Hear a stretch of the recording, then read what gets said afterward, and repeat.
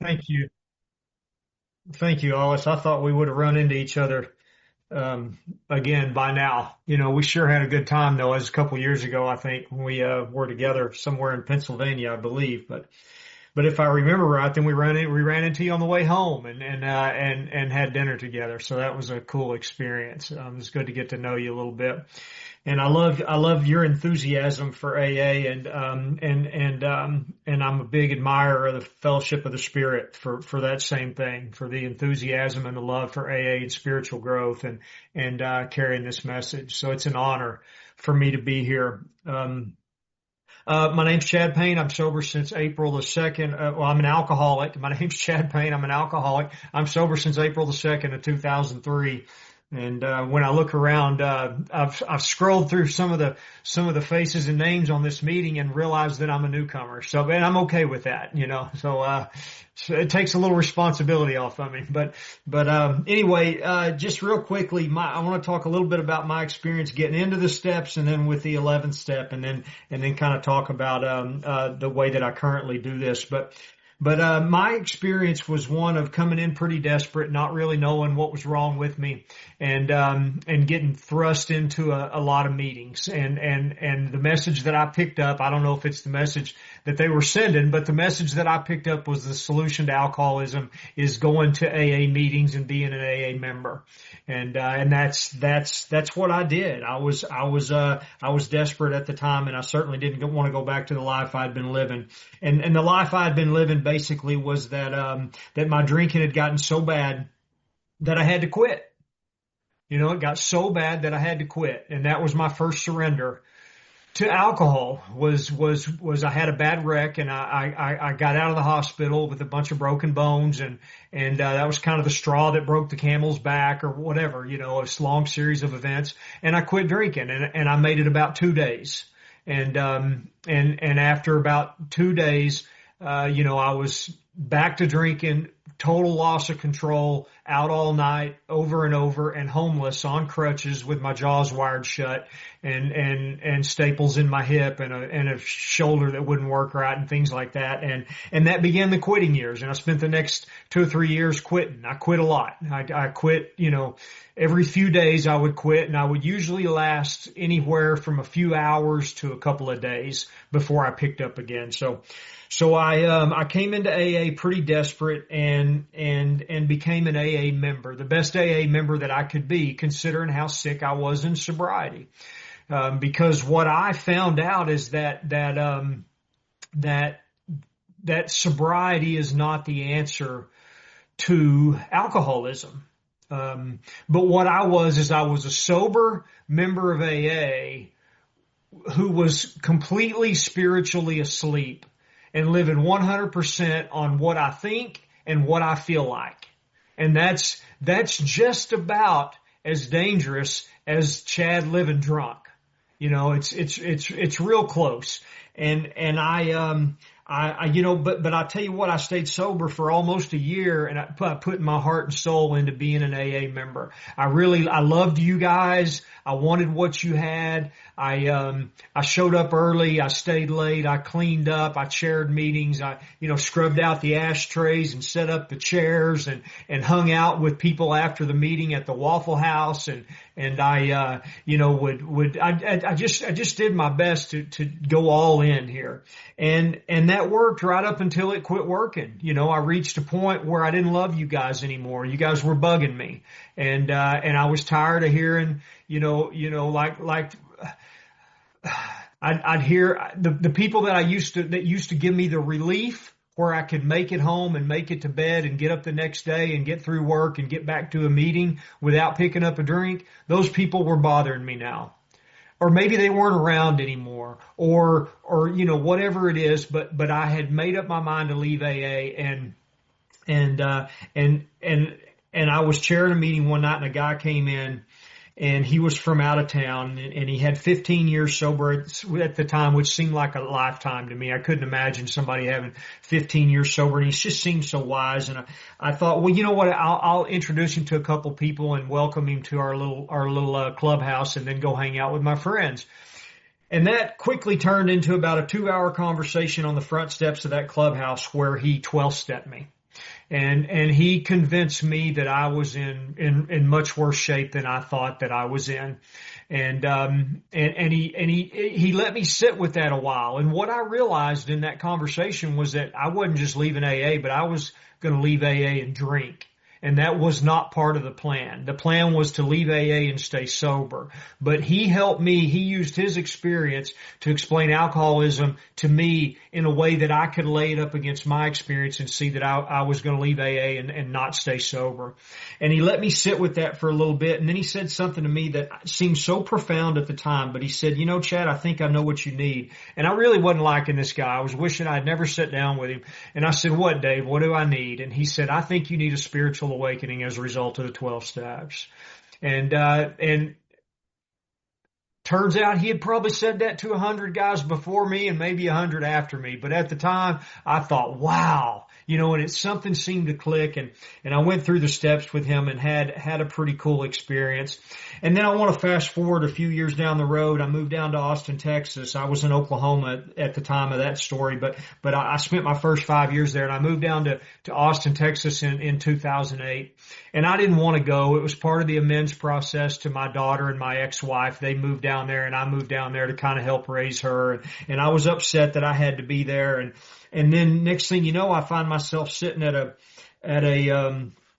table on a Thursday night, and I've got my sponsor of 15 years until he died a couple years ago, Charlie, on one end of the table, and Mark Houston on the other end of the table, and Katie walking in after that Thursday night meeting and setting us all straight, you know, and what I didn't know it at the time. I didn't want to be there at the time. Charlie kind of had to twist my arm to get me there, but I had no idea that I had been plopped right down in the middle of some of the most enthusiastic and best AA I've ever come across. And I know it was special because I'm certainly not in any way a circuit speaker, but I do get to travel around a little bit and talk to some people. And I've had people come to me and say, my God, you were at that table. You know, that's really something special. And I feel the same way. It was something special. And the reason I bring all that up is because I want to talk about some of the things that I learned when I got there, because up until that point, the 11th step, like many of the other steps, were just something that you did. You kind of phoned it in. It was a small part of a recovery program. And that's not the way that it was taught to me or presented to me when I got down there. And I remember Mark frequently talking about, the strict spiritual disciplines of steps 10 and 11. And you know, I know it's kind of becoming a common theme in this talk so far, but he bugged me too.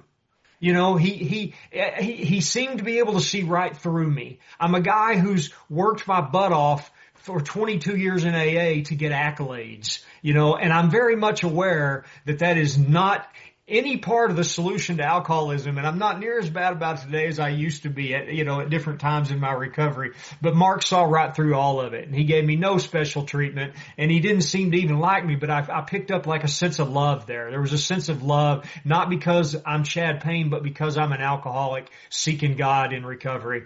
And he seemed to see right through me, and he said things that just went against what I thought I knew. You guys ever have anybody in your life like that, or saying things that just go against what you think you already know, and the ego saying, no, that's not the way I learned it. You know, but then there's something else in there. Something's hitting you in a place where it's like, I want to hear more about this. And that's how it was with him. And then Charlie and Katie would drill us all on pages 60 to 63 and the failure of self-will and how important that is to a program of recovery. And you know, it totally revamped the way that I see this thing. And when Mark would talk about these strict spiritual disciplines, he would talk about this as something, not just something to do because it's what I have to do if I want to stay sober. He would talk about, what can I do to get more God? Like with an enthusiasm that I had never seen. You know, why would I spend 5 minutes in the morning while my car's warming up with God if I'm going to claim that's the most important relationship in my life? Why wouldn't I devote some real time and energy and effort to this? and that's something that I hadn't done. And I can tell you that I had a lot of ego involved in that time. And I realized that sitting at that table, that all that I had done for the 5 years leading up to this didn't amount to much. And I wanted to be one of those guys. So I started doing this on a deeper level. I started practicing 10 and 11 on a much deeper level, a much more consistent and thorough level. And then I started going out to carry the message in a much more active way. And a lot of that was driven by ego because I wanted to be somebody.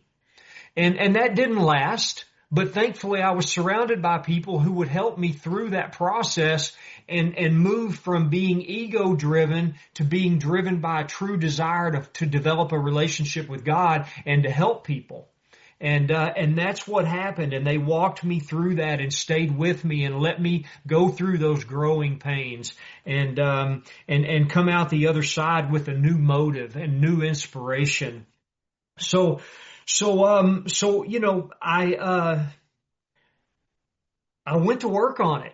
I started reading about how to do this more effectively. I started reading these pages 84 to 88 on a regular basis and really trying to practice this stuff and adding things into it and talking to people about it and spending more time on it. I remember at one point, I had to go buy an alarm clock to put on my dresser. So my phone alarm would go off and I would set it about 15 minutes early so I could get in a couple of snoozes. But then the alarm clock on the dresser would go off, and the deal was when that one goes off, I have to go turn it off and then go straight to a cold shower. And then I would take a cold shower and then I would come out and pray and meditate. And guys, don't worry, cold showers in Texas aren't that cold. So, But that's what I had to do, because what I was told is that if you want a relationship with God, get your butt out of bed in the morning and develop one. If you want the gifts of carrying this message, get your butt over to the institutions and the beginners meetings and the clubhouses, the place where you can find the alcoholics and find people to work with. I was told, get out there and get it done. If that's what you want to do, you got to make it happen. Nobody can do it for you. And up until that point, my attitude had been much more one of, let's just show up and do what we're supposed to do so we can stay sober and be a member in good standing, So anyway, I want to talk about just a couple of things here that it says in the book. And I chose that line, it says it works if we have the proper attitude and work at it. And I've learned so much, and some of the people that I've learned from are in this room right now, and I've learned so much from people that I've never even met, because of listening to people on tape and listening to somebody who said something that somebody else said that I never heard, them say it, that kind of thing. And I have teachers, in AA, and sometimes I'll hear a speaker say, we don't have teachers and we don't have experts. And it's kind of funny to me, because then they'll turn around, a little while later and say, but I've got to remain teachable. And I'm like, why? But I understand what they're saying.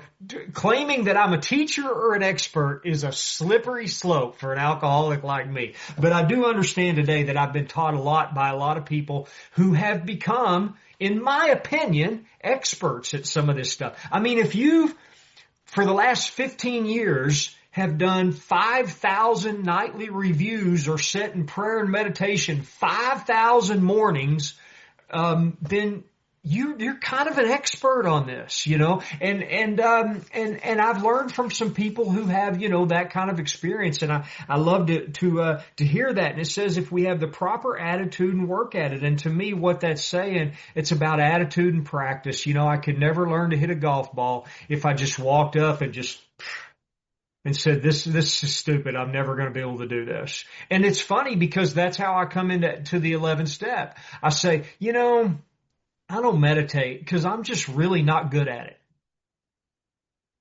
Which alcoholic started out good at meditation?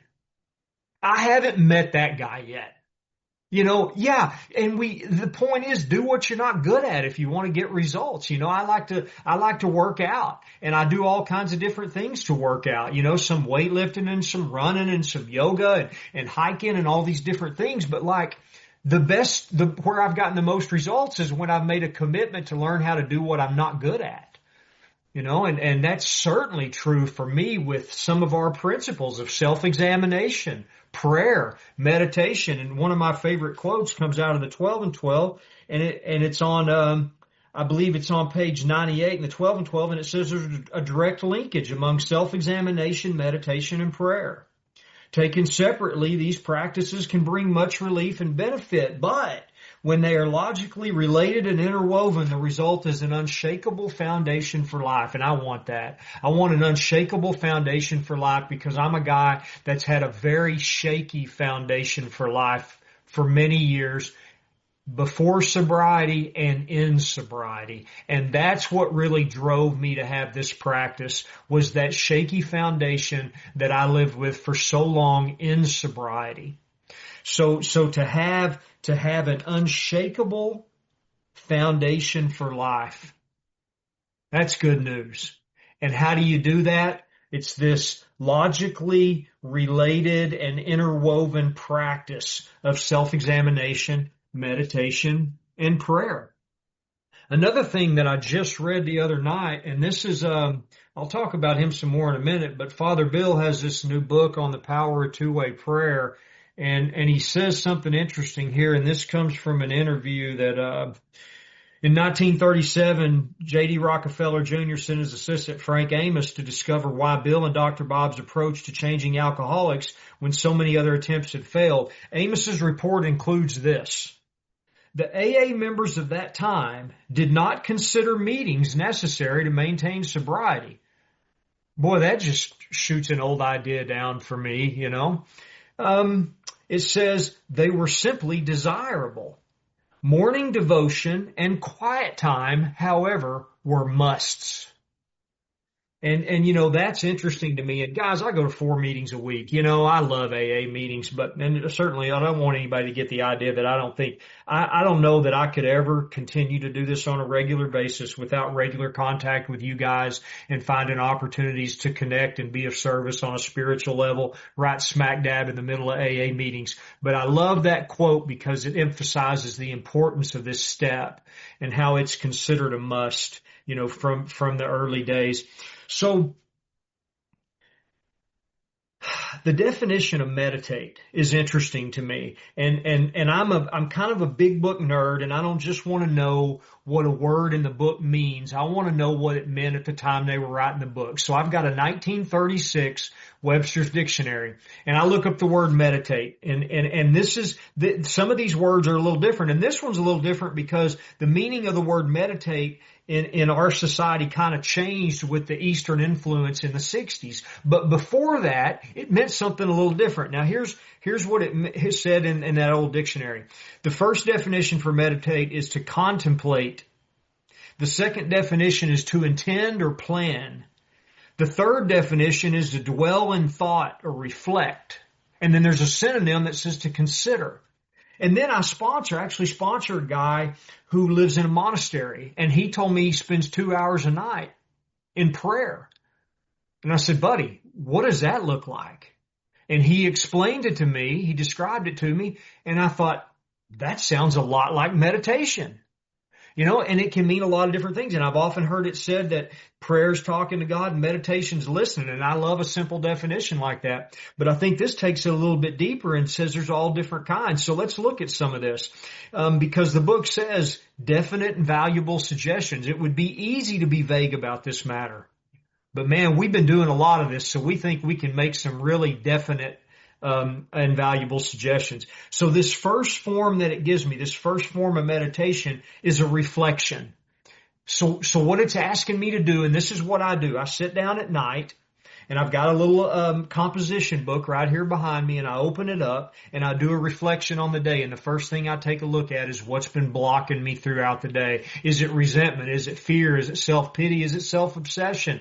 Is it I've got certain character defects from the last time I wrote inventory that I'm looking for in that review. Right now, I'll just tell you what they are. They're avoidance, procrastination, being overwhelmed, seeking distraction, That's a really cool way of saying scrolling through my phone when I have other stuff to do. So I've got certain character defects that I'm looking for based on my current experience. And these are the things that are blocking me from God.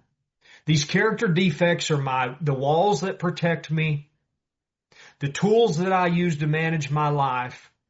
And what happens in that process is I shut God out of my life when I'm doing those things. And I take a look at this stuff, and my experience with this is that this self-examination piece is so important for me that I would place it in front of the prayer and meditation that I would do in the morning. And here's why. If I'm blocked, what happens for me is reading a book, a spiritual book, or sitting in meditation or saying a prayer can become an intellectual exercise because I'm spiritually asleep. And all I'm running on is my thinking or how I feel. Spirit's sound asleep. And as Mark would say, I'm walking around sleeping, dreaming I'm awake. And I'm praying and I'm meditating, but I'm blocked. So that's what I do. I think this review is very important. And in my experience, what happens is I'm by nature, I'm agnostic, I'm atheist. And when I go sound asleep spiritually, that comes back because my mind still can't comprehend God. And when I go to sleep spiritually, my mind says, come on, Chad, we know there's no God. I mean, really? And if I'm left to that for very long, I'm not going to continue this practice. So in order for me to stay spiritually awake, I've got to get free of self, because in my experience, as self goes down, God consciousness goes up. And that's why a guy like me, who's agnostic or atheist, can come in here and work the steps, not because he believes in God, but because he believes in the power of alcoholism. And I can work these steps and I can have an experience with a God I don't even believe in. And that's the gift to me of the 12 steps, to be able to have an experience with a God that I may or may not even believe in. And that's what happened for me. So when I sit down with this and I do this reflection, I'm looking at what it is here that's blocking me. And a lot of the guys in my sponsorship, my current sponsorship lineage, they share this thing with each other. And for me personally, I like for this review to be something that's just between me and God, because I told you guys, I'm just 22 years sober. I'm a newcomer here. And sometimes when I write this stuff down, if I know somebody else is going to read it, I write it differently.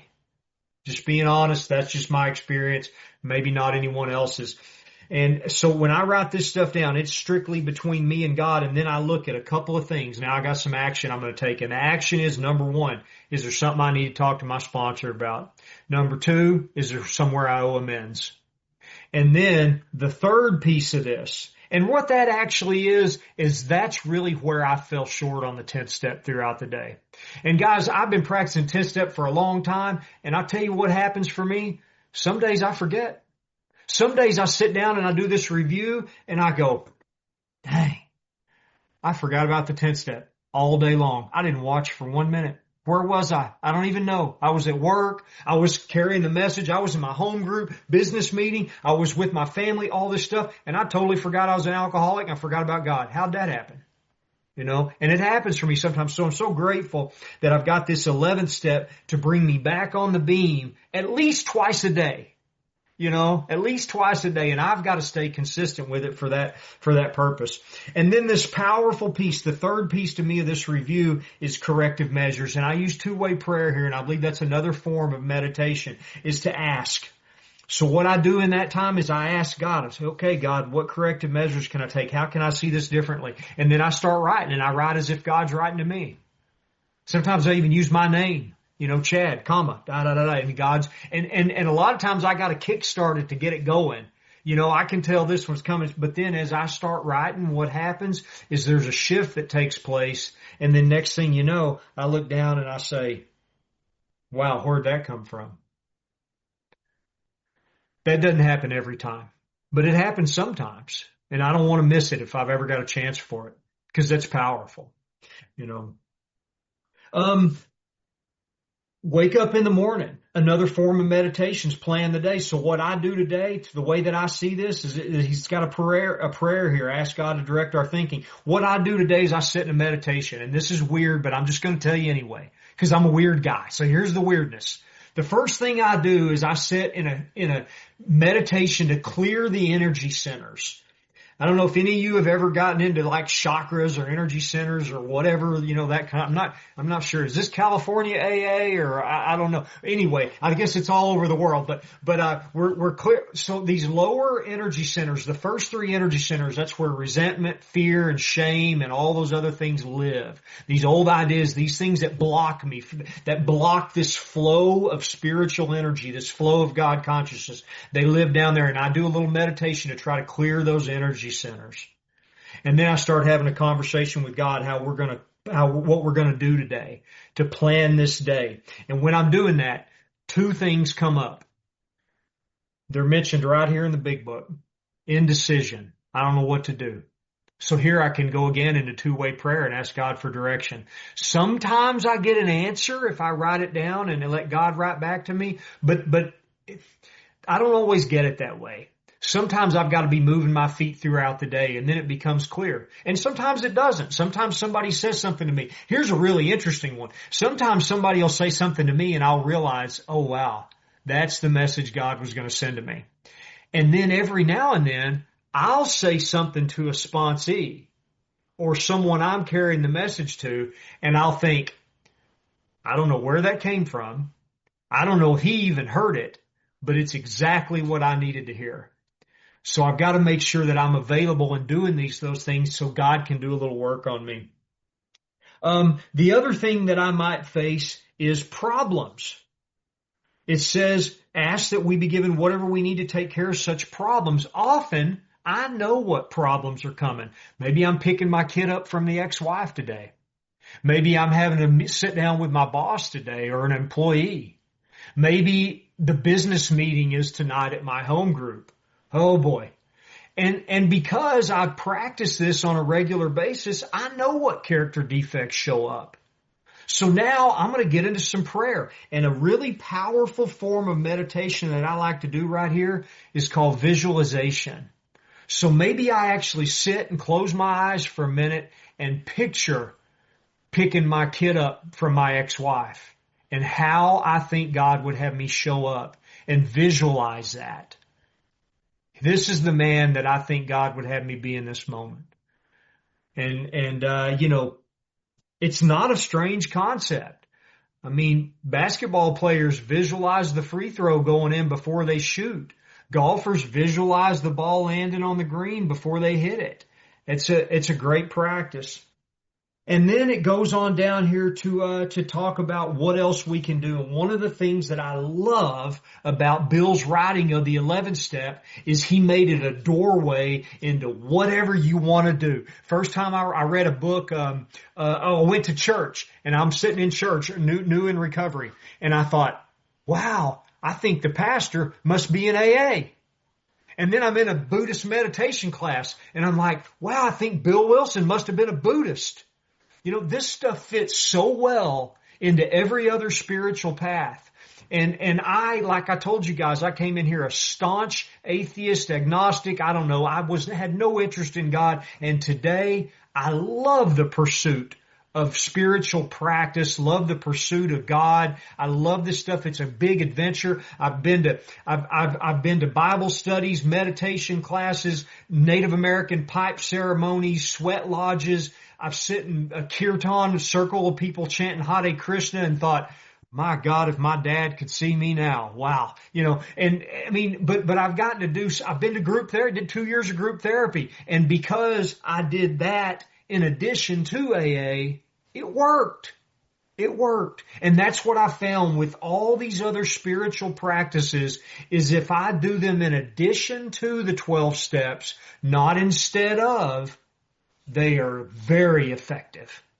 Very effective. And when I switch that around and do it instead of, that's when we get in some trouble. And that's when you hear the guy in the meeting saying, church doesn't work for an alcoholic. It's like it darn sure does work if you do it in addition to the 12 steps.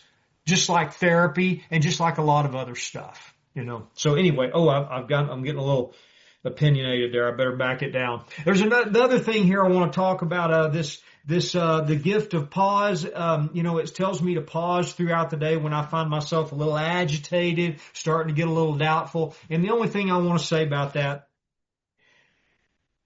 I was taught this and then I started to see it over and over in my experience. It's a gift. It's a promise. And for me, it ain't happening if I'm not consistent with 10 and 11. There is no pause. But if I'm consistent with 10 and 11, I get a little pause. Now, if I do what I'm supposed to do with it, it's still up to me. I don't automatically do what I'm supposed to do with the pause, but I do get a second to respond rather than feel, react, think, react the way I'd been doing it all along. 5 minutes. Got it. Thank you. So it goes on down here to give me some of these. Before I get into that, I just love this line. It tells me to constantly remind myself I'm no longer running the show. I think constantly means all the time.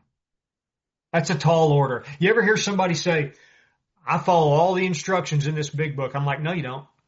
You don't follow that one. Constantly remind yourself you're no longer running the show? Really? How about this one? If that's not enough for you, if we turn back a couple pages, it says, how can I best serve God? Thy will, not mine, be done. These are thoughts which must go with us constantly. Oh, okay. Back on page 20, here's another one. On page 20, it says, my very life as an ex-problem drinker depends upon constant thought of others and how I can help meet their needs. You know what I think about constantly? Me. No, that's not true. I think about you sometimes if what you're doing is affecting me. The goal here is to constantly be saying, I'm not running the show. How can I best serve God? And how can I help others? That's the goal. And I don't know about you guys, but in order for me to have a 1 in a million chance of living in that place, I've got to get clear in 4 through 9, and I've got to consistently and thoroughly practice 10 and 11, and I got to get my butt out there and help others. That's the only way I can get anywhere near living a life like constantly. Constantly, to me, is one of the most powerful words in this big book. It gives me some promises here. And, this word excitement, just to throw this in for no good reason, excitement in the old dictionary says agitation. I think that the meaning of that word's changed a little bit, but it says we're in much less danger of excitement, fear, anger, worry, self-pity, or foolish decisions if we're doing this step. We become much more efficient and we don't tire so easily. We're not burning up energy foolishly. The human brain's about 8% of the mass of the human body on average, but it burns about 25% of the energy, maybe 35% in a state of high stress. When I'm in full-blown self-will, I think it burns about 50% of my energy because I'm a thinker. And when I'm in self-will, what I could easily say all the time is, just give me a minute, I got to think.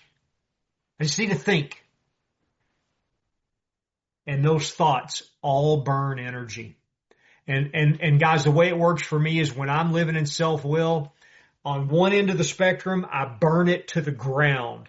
On the other end, I do okay. It's usually somewhere in between. But on the end where I do okay, I'm exhausted and I'm stressed out because I've been thinking my way through life and I've given my mind way too difficult of a job. It was never designed to manage my life in a way where I never have to experience any inconvenience or discomfort. And that's the job I gave it, and it's struggling. And it wakes me up in the middle of the night trying to figure it out. I'm like, mind, let's go to sleep. The mind's going, look, you gave me the job. I'm just trying to do it. And that's not my mind's job. My mind's job is it's a simple situational problem solver. Okay, so it says it works. It really does. And back on page 62, it tells me I got to quit playing God. You know why? It didn't work. And right here it says it works. It really does. So we found something, the proper use of the will.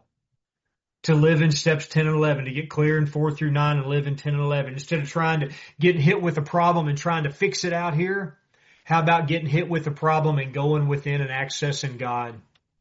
Getting free of the fear, getting free of the resentment, getting in touch with God, and then dealing with the situation out here. It's a new way of life. So the last thing I want to say is this. Why do I even do this? Why do we do this? Guys, to be 100% honest with you, sometimes I do it so I feel better, but that's not the purpose and it's not that effective that way. When I do this with the intention of using an awakened spirit to go be of service, it's unbelievable how well it works. And the way I see this program today is steps 1 through 11 ain't working the steps. That's taken some spiritual action to put me in a position to do the work. The work is carrying this message and working with others. And when I take steps 1 through 11, I can do that in a state of surrender. And in a state of surrender, God can work through me to help somebody else instead of me doing it all on my own power. That's a dangerous place to be. And there's no better place for an alcoholic to be than in a state of surrender where God's using me to help somebody else. And that's why we do what we do. Thank you for having me. Thank you so much, Alice. I appreciate you. My name is Marilyn. I'm an alcoholic. I got the same thing, to fit myself to be of maximum service. But I just want to tell you, thank you, first of all, Chad. Did I say I'm an alcoholic? I am. I want to tell you, thank you, Chad. That was a powerful message on step 11. It works. It really does. And you really delivered it. I can't wait to get this recording. But I'm going to ask you one question because I want to get a little more out of you on that visualization piece, right? And I totally agree with you on that. We used to do that like in school, I had to do a speech or a debate or something like that. I would practice that visualization. But on the spiritual level, can you give me a little more on how you guide yourself into that practice? What precedes? Sure. Mm-hmm. Yeah, sure.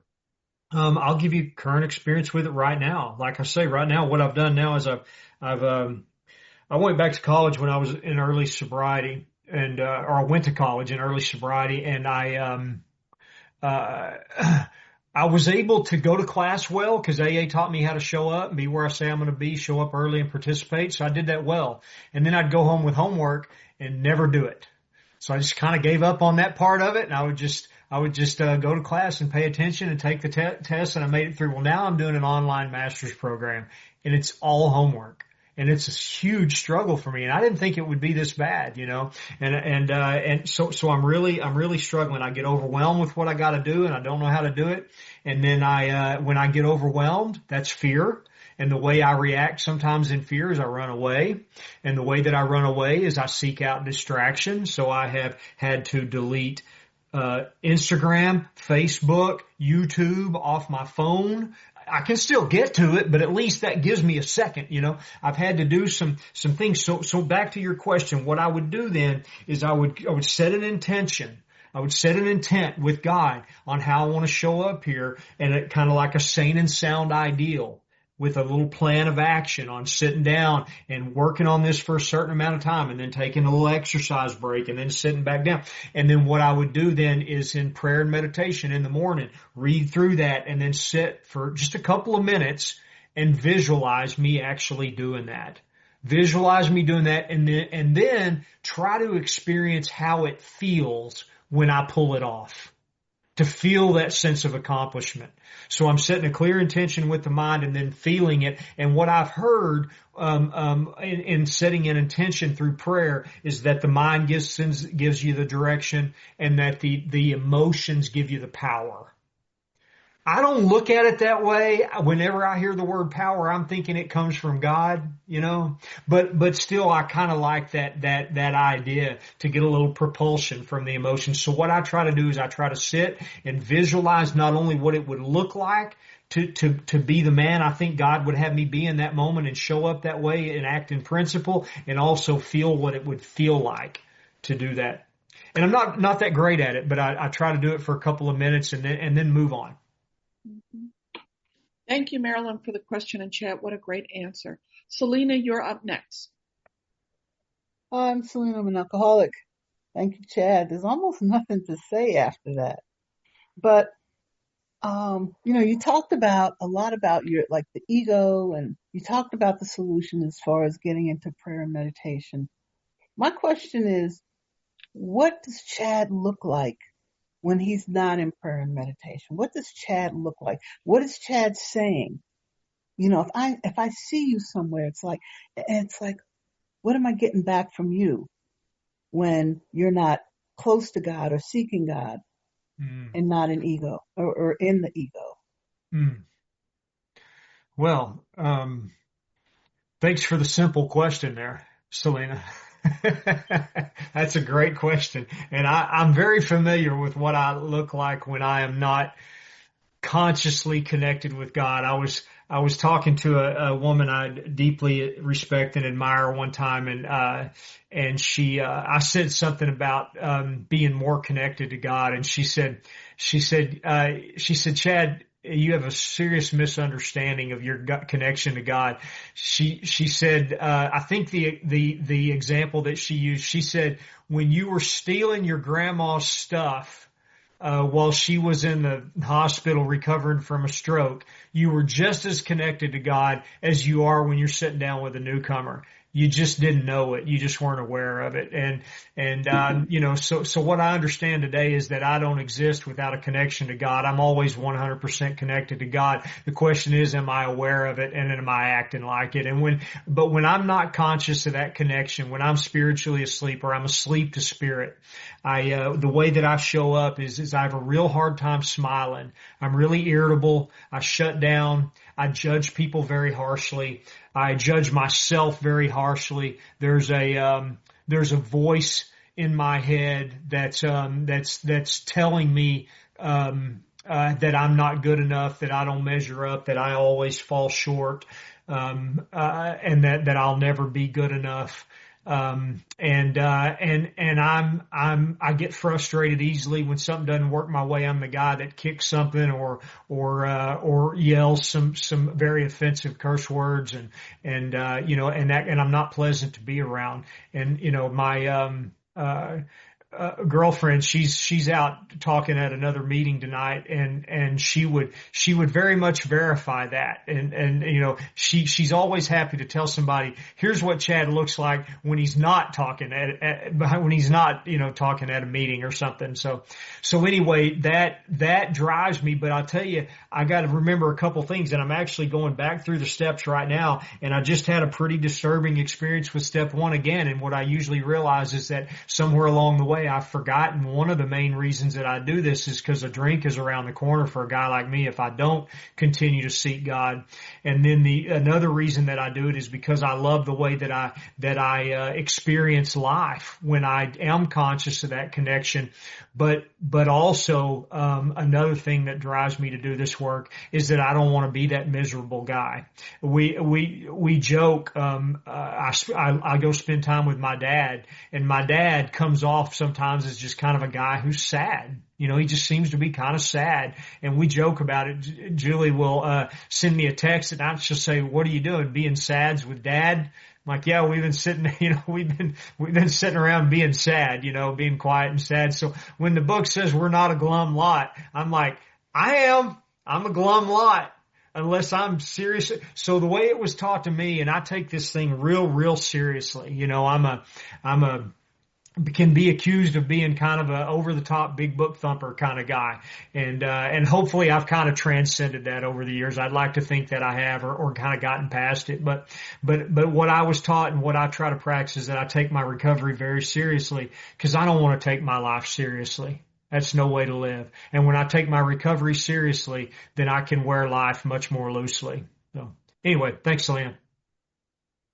Great question. James, my friend, come on in. Hey family, Jamie C., grateful recovered member of this program, Alcoholics Anonymous, and it's thanks to God and very strong sponsorship I got to wake up this morning and not come to, and for that I'm forever grateful. I want to thank the Fellowship of the Spirit team. Thank you for putting on this amazing meeting and keeping this room safe. And Chad, man, you did not disappoint. And, as I'm sitting here listening to your share, I'm pondering a lot of things. I have a statement and then a little bit of a question. As you're practicing steps 10 and 11 more so, and I believe that those steps, by and large, are very metaphysical in their nature. Do you think that living or entering into the world of the Spirit and participating in the world of the Spirit is what Bill Wilson was talking about when he said that he'd been rocketed into the fourth dimension, by just being present in the moment, not placing judgment on the experience, just allowing it to come to you. What's your experience with that as you continue to take personal inventory, and as you sit down when you retire at night, and then even on awakening when you consider your plans for the day and you're accessing God in the now? What does that look like for you, and what are your thoughts on that? Thank you. Jamie, I love your enthusiasm, and that's a great question, and I'm waiting for the easy question. You know, you guys are hitting me pretty hard here, but that's a darn good one. In the fourth dimension, it's funny, I just heard JS out of Arizona say I'm from Sedona, where we live in the fourth dimension. Visit the fifth and entertain those of you who live in the third. I thought that's a pretty good way to introduce it, you know, but to me, it's another way of talking about this vital sixth sense, this world of the spirit, the fourth dimension. And what happens is I wake up to a whole nother plane of existence, and it happens to be the plane of existence that governs the three-dimensional world. And I like to look at that. I think a great description of that is on page 61 in the big book, where it says, I'm a victim of the delusion. I can wrest satisfaction and happiness out of this world if I manage well. What world is this world? I think that's the 3D world. The 3D world. I'm a victim of the delusion that I can find happiness and satisfaction in the 3D world. That's a delusion. How do I find happiness in the 3D world? Money, reputation, the right relationship, the right career, whatever it may be, all those things that I spend so much time. That's where I think that's where my mind looks for satisfaction and happiness. And what the book is trying to open my eyes to, or open me up this sixth sense to help me to see on a spiritual level, is that there's something more going on here. There's more than this physical body. There's an energetic body. There's a spirit that has manifest this body. There's a spirit that was here before this body was born, and will be here after this body dies. And it's just trying to wait. When I realize that, then everything in this 3D world, what happens for me is that it's not a big deal. And if it's not a big deal, the future's not a big deal. What happened in the past is not a big deal. I just really often picture myself when I leave this body looking back with the clarity, without being fettered by this mind or you know, this obsessive mind or this fragile body, looking back and going, wow, it was all okay the whole time. And that's what I want to get in touch with on a daily basis as best I can. And some days are much better than others, you know, but I've just had a few glimpses here and there of what that's like. And to live in that place. What happened for me when I had a really powerful experience at a meditation retreat a couple years ago, and I won't tell the whole story, but one of the experiences that I had is I experienced something called wholeness, and I'd heard of it, but I didn't really know what it was. And the way that I see this now is in those few days where I was experiencing wholeness, what I knew on a deep level is that I didn't need anything. I already had everything I need. And the interesting thing that happened is, first my mind slowed way down. And then my mind started to think of how I could help. And I came up with some cool ideas on things to do with sponsees and you know, some of that kind of stuff. And a lot of it was geared toward AA, and it's stuff that I'm still doing today. But in that moment, I was inspired. And it's because the mind didn't have to think about me all the time, and it was opened up and given the opportunity to do something else and to actually be inspired. You know, so that's just a short description of the way that I see that and what that's kind of like for me. Thanks for the question. Thank you, Jamie, for the question. Andrew, you know, I'm in trouble now, but please come on in. We're going to run a little over, but please do come in. Good evening, beautiful souls all. Thank you, POTS team. A quick question, Mr. Chad. You know, the spiritual life is not a theory. And you mentioned something Mark Houston said we've been walking around asleep. When did you realize that spiritual life is reality? Wow. When did I realize the spiritual life is reality? That's not a one-time event for me. That's a great question too. That's not a one-time event for me. That's something that's grown. That's that experience that I had just a couple of years ago, grew it to a new level.